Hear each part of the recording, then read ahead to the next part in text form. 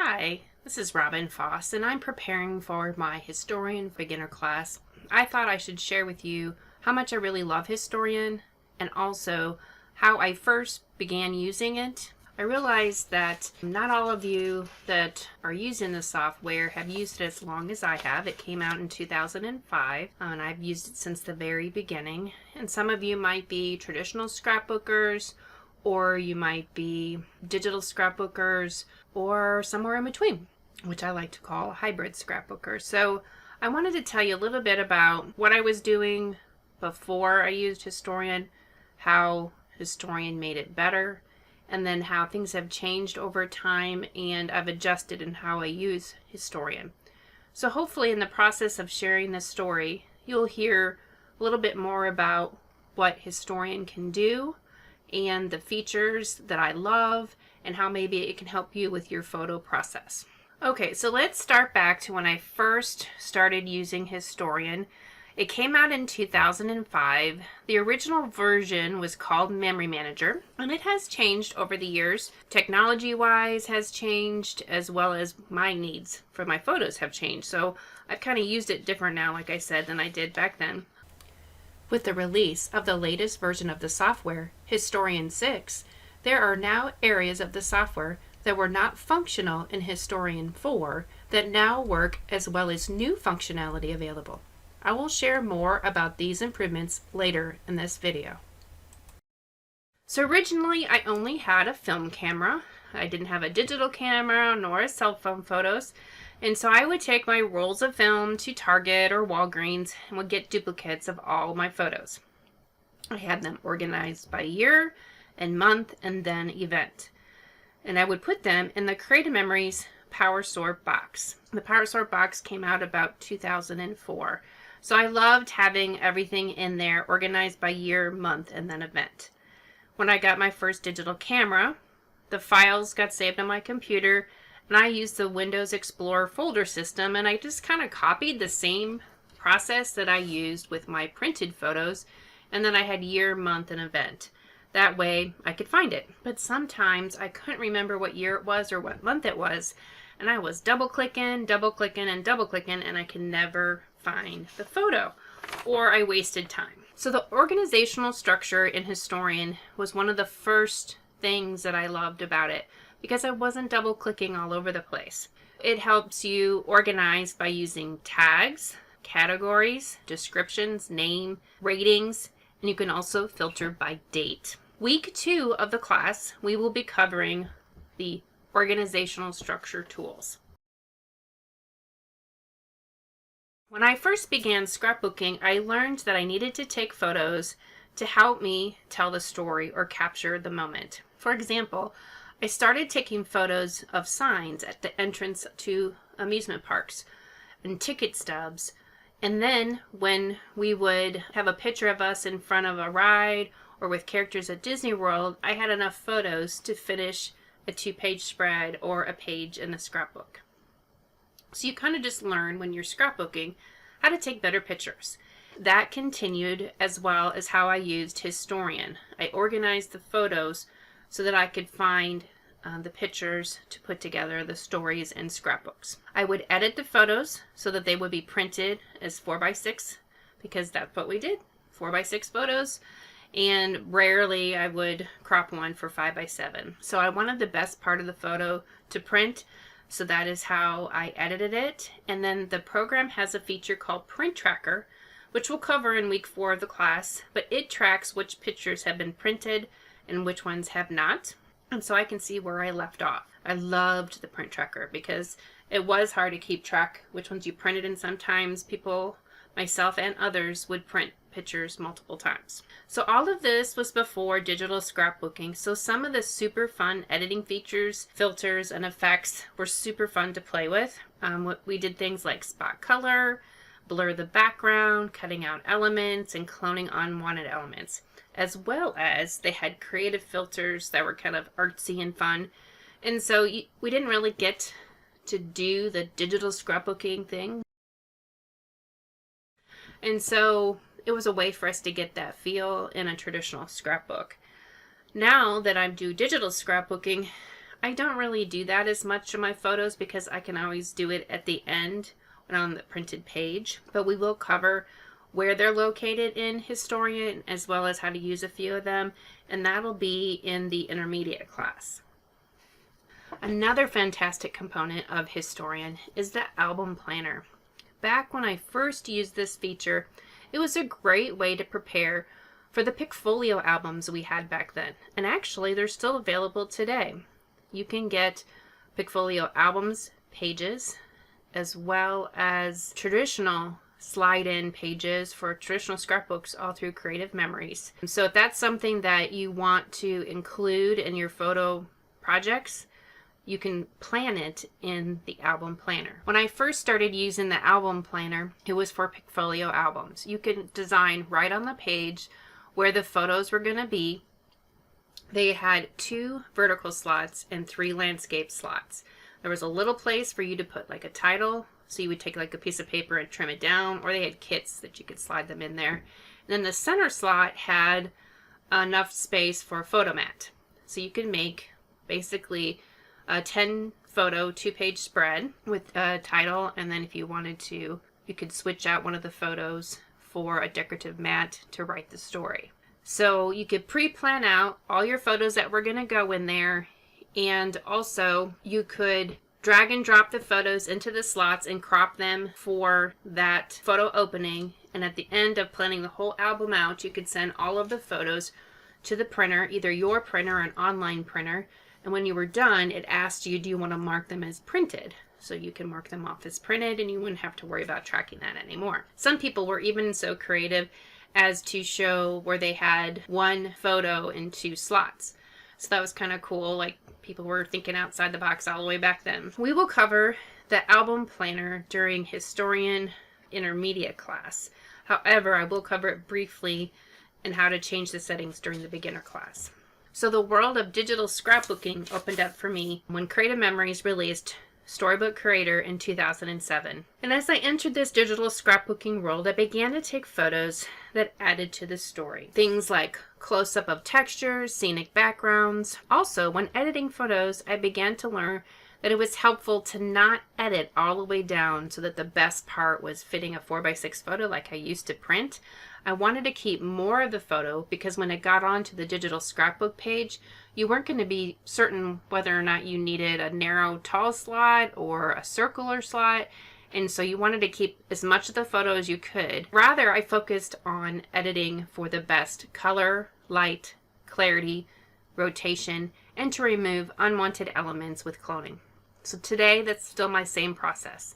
And I will share more about editing, the basics of editing we're going to do in the beginner class. So that is going to be autofix, rotation, free rotation, lighting, temperature, basic cloning, basic smudging, converting to black and white as well as sepia, despeckle, and red-eye brush.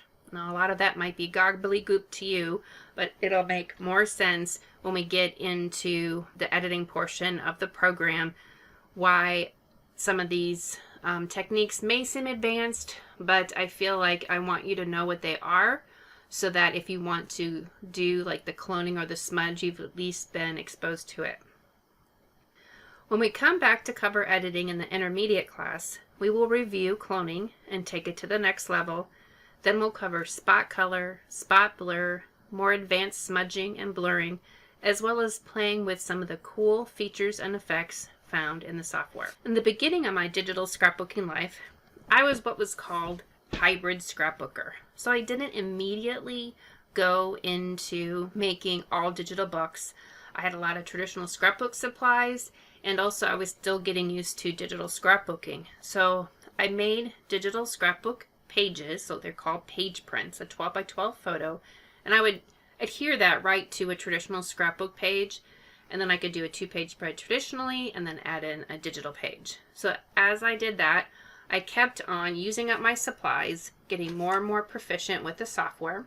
When it got to be 2009, more of the pages were digital than were traditional, and it just made more sense to switch over and do my family books digitally. At the beginning, though, of switching over to doing some pages digitally, I realized that my scrapbooks that I make for the grandparents, I'd already done this. I did 11 by 8.5 books, and they were traditional, and I would take the extra photos. I would order duplicates, like I said, and I would divide them in two, and then I would order extras of my favorite photos. So each book would have for sure the favorites, and then the rest of the extras were divided between the two books. Then each grandparent would get a book. And so I did 2 volumes, one for Christmas and one for Mother's Day. And then when the digital came out, I was like, oh my goodness, I have to do those books digitally, because at that point I was printing all the extra photos and then ordering more of the favorites,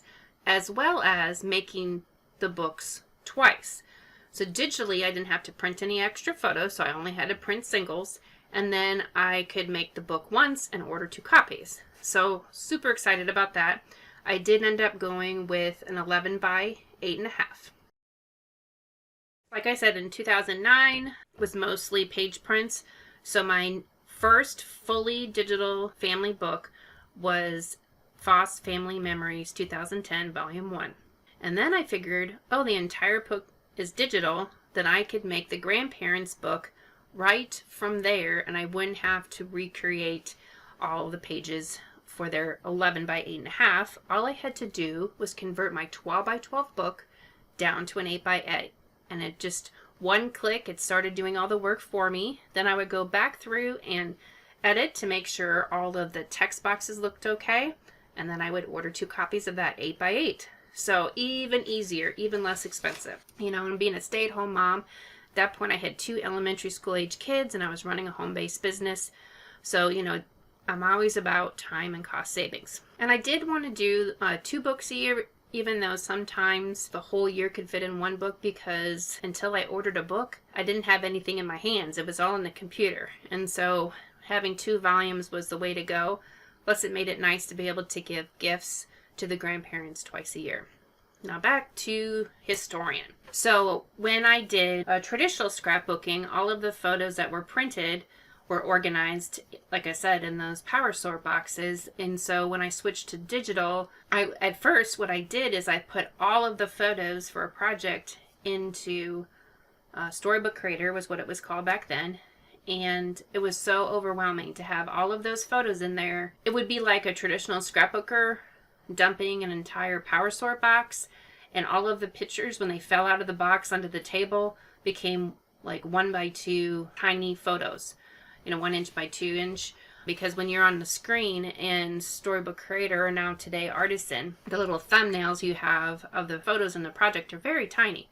So it's kind of hard to see which ones you want to use on a page and to organize the project. So it was really overwhelming. Well, a group of Creative Memories consultants put together a training called Done in 4, and it really helped me and many others learn how to use Historian, it was Memory Manager back then, and Storybook Creator, together to be in an organized way to go from photos on my camera to a book in my hands. And I've been using that program ever since. So for 11 years now, or 12 this year, I've been using the same kind of process. So I want to share a little bit about what I learned. One of the best things that I learned was how to use the rating system in Historian. Because at first I wasn't using it, but they taught us it's a great way to help you filter down your pile of photos to the ones that you want to use in your project.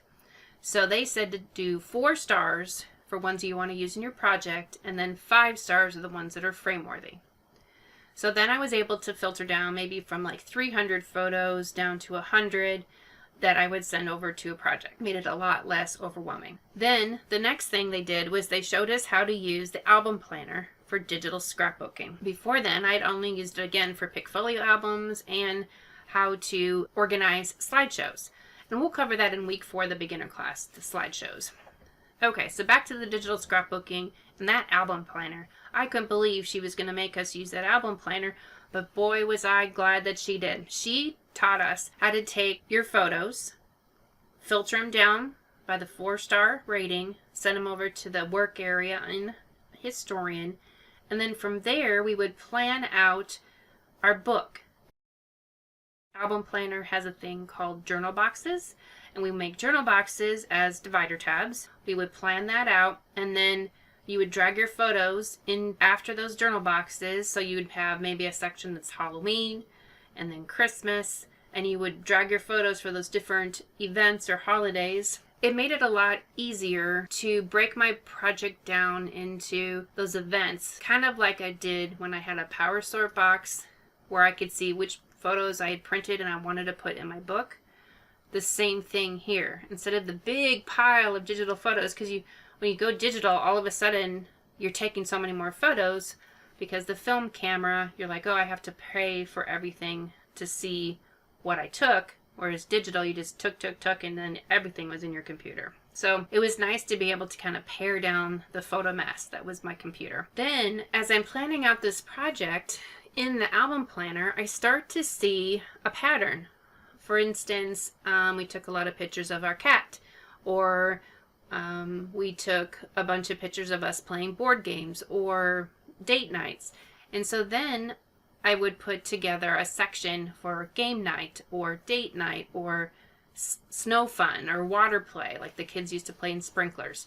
And if I found that I had a bunch of pictures, maybe I took 1 or 2 pictures each time. Well, then that really wasn't enough for a page. As far as the way I do pages, I do lots of pictures on a page. But after a period of 6 months, which is what my books are, I was able to see, oh look, I have 12 pictures maybe of different times that the kids went outside and ran to the sprinkler or played in the pool or whatever, and I was able to put those together on a 2-page spread. And it was a lot easier to see that when I was doing the album planner, and I could organize and drag and drop the photos into those different sections. The last thing that she taught us was to create a journal box that's called Tab, and then you would drag it down as you move your photos from those sections into, back then it was called Storybook Creator, today we'd call it Artisan 6. So we would move a section, so let's say game night, over to Artisan 6, and then you would move the tab down, and then that way the next time you came back, you were able to see where you left off. There are many reasons that I love Historian. I will share them and how I have embraced forever storage, and then where Historian still fits in my process, even though I have forever storage. It's hard to say what I loved first and most about Historian, but there are 4 main factors that are about even. First, it's the organizational features. So the categories and tags that help me find the photos later. The cross-referencing ability, so I can pare down what I'm looking at to look at just items that are maybe tagged with Grandma and Emily. Also, the search capability, where I could find photos that have a particular word in their name or description. For instance, photos of Six Flags. I can find those really quickly. Timeline. So now I don't have to click down into folders on my computer, because I can see the timeline at the bottom. I can sort by year, and then on the left-hand side, I can sort by category and tag. Even further, I filter down by ratings, which is fantastic. And then I can also see which ones I haven't printed, all kinds of ways to organize. The second thing I love is the ability to make my photos better, prettier pictures to work with on a page. I use autofix, and I also have the ability to do higher level edits. I can bring in a bunch of photos and let autofix work while I do other things. Then there's next level edits that are easy to use, and then with the skill and patience, you can do even higher level editing. The third thing is shadow copy. It's not really a matter of if my computer is going to die or crash, it's when it's going to crash. And so I had that peace of mind with the shadow copy that it's going to back up everything. It saves every edit, tag, and story, and it helps me easily recover a lost vault. For instance, if my computer dies, then I can rebuild my Historian vault right from that shadow copy. And if I have it hooked up when I close down the software, it'll automatically back up the shadow copy for me, so I don't have to remember to do it. The fourth and final favorite, and it probably is my favorite, is the album planner. Like I said, I love processes, I love having a plan, and it just gives me a lot less anxiety when I'm working on projects, and I can really see things fit together better. I really thought that when this program originally came out, that I would just keep all my photos on my computer forever. And then over time, it became evident this is not a feasible plan. With the number of photos that I take, as well as all of the photos I've inherited from family members, I have right now around 80,000 on my computer, which takes up about 375 gigabytes on my computer's hard drive. And this is really not a workable solution, and I don't plan on stopping taking photos. So I learned more about Forever Storage, and they started offering Forever Club. I jumped in because I knew that I needed to free up space on my computer, and I loved that Forever Club allowed me a way to save up for storage over time and to get free storage in small increments every 3 months. With Forever Storage, I can organize, edit, share, and print my photos, so why wouldn't I just use it exclusively? Well, much of what I love about Historian is still better than Forever Storage. Let's talk about organizational features. Here the two options are pretty equal, except Historian's rating system has 5 levels, whereas Forever just has what's called favorites. Great news is that when I organize in Historian, the tags, names, and descriptions will be uploaded with the images when I send them off to Forever, and they do communicate. Historian will allow you to upload right to Forever. Okay, the next thing is autofix and the ability to do higher level edits. I can edit in Forever Storage, but it's very limited, and it creates a duplicate of the photo, which will take up more space.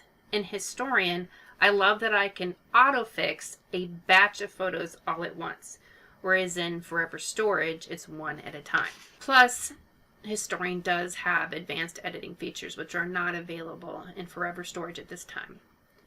The third favorite that I told you about, Shadow Copy, well, not really a way to compare this, as Forever Storage is triple backed up and secured like bank-like security. So they've got me there, but since I edit in Historian, it's great to have this in place. The album planner, currently Forever Storage, doesn't have something like this, so there's really no way to compare. I can only really do that in Historian. Lastly, online cloud storage is great to be able to have my media protected and backed up and shareable across many devices, but it also needs the internet to work. So if I'm in a remote place or traveling in a car, or it just doesn't matter, because Historian doesn't need the internet. So I could be working on my photos and prepping for a project without needing the internet. So now to discuss and celebrate all the awesomeness in Historian 6. One thing that we will see right away as we install and activate the software is that from now on you only need to log in that first time. You're not having to re-log in anytime you want to connect with your Forever account. It has a fresh new look with new icons, as well as things that were obsolete that were still showing on Historian 4 have been removed. A couple of examples are Flickr and saving out to a CD or DVD-ROM. The facial recognition tool has been improved, and it also gives you some time-saving processes where you can include all or exclude all, and we'll cover that more on week 1 of the Historian beginner class. Improved access to the Forever Storage account. Amazing, so fun. I was playing around with this. I could not believe how I could just navigate right through all the work that I've done out in my Forever account, right through the Historian interface. So I could find the photos that I've tagged or put in albums very easily. And I could pull them into Historian. And whenever I did that, it marked the ones that I've imported that they were stored in Forever. Another cool feature, something that hasn't been working for quite a while in Historian 4, is that I could import videos right from Forever. So if you want to download your videos, you can do that now. Along with improving the facial recognition tool and the interface with Forever, Historian 6 has offered us an advanced, perfectly clear autofix tools. You can see all the new filters that are available, just like they are in Artisan 6. So we can take our photos to the next level with a quick click of a button. As you can see, I am working in the light mode. In some of this pop-up screens, I have done screen captures in dark mode.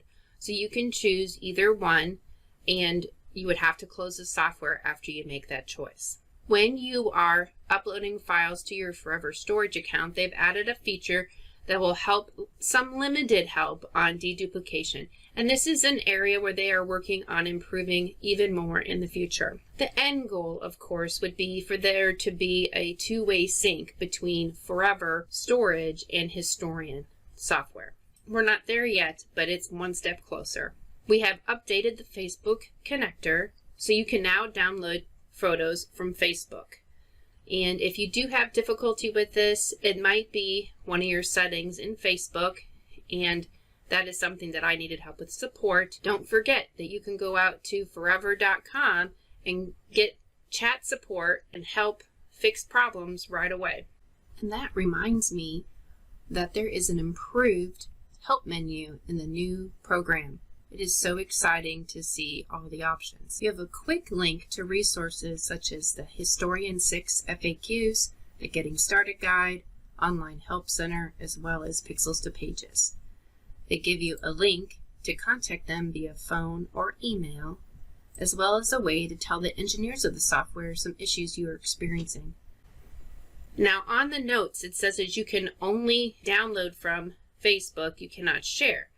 I did post a video about how you can do a workaround, and you can still share it to Facebook. You would just use the same process as you would when you want to print photos from a website. You would just put Facebook in instead of Walgreens.com. One of the updates, not something that really is going to affect me, but maybe it affects you. Some people were not having the time and date show up when they were bringing in their photos. So in the item properties area, now the time and date should always show. They've also improved the process of merging cabinets, that manually added tags are going to be included. Or when you import your files from Forever, the file name is not going to be put in the Tell Your Story area, which is great for me specifically because when I import my photos from Forever, I'm not able to add the story when they're in Historian because it has the file name in each individual picture. So then it does not let me change the story since there's something different in each Tell the Story area. And this is something more that we can talk about also during week 1 of the Historian beginner class. And lastly, there were some people having an issue with the preview image when importing from a scanner, and that has been fixed. As we play with this software more and more, we will find more ways that it has been improved. So hopefully you could see some ways that you can use Historian to help you with managing your photos and making the best of them for your family. And in whatever way that you enjoy them, whether it's a digital photo frame, traditional scrapbook, sending them via email, or digital photo projects. I can't wait to see you at class. Thank you.